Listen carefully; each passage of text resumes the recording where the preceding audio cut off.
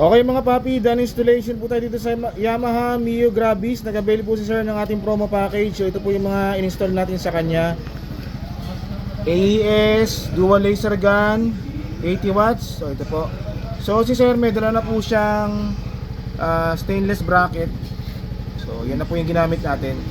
So ang ilaw po nito, AES laser gun, low beam niya white, high beam is yellow po. Ito po yung ginamit nating switch dyan, domino 3-way switch sa side mirror. So dito po.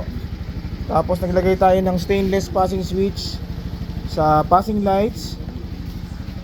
Bali pag naka-off po yung laser gun, pwede siya mag-passing, low beam, passing, high beam, passing. Sa busina, in-install natin kay Sir PIAA dual horn setup. Ito po yung ating horn selector, halo switch. Bali pag naka-off yan, pag bumusina po yung stock horn, tutunog. Para mag-activate yung rapid, long press lang po. Okay, switch, PIA horn, long press, rapid.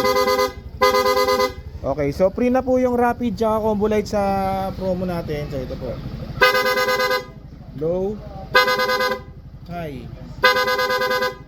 Okay mga paps, so kung nagustuhan nyo po yung ganitong installation para sa Yamaha Mio Gravis, punta na po sila dito sa Scooteristas online shop.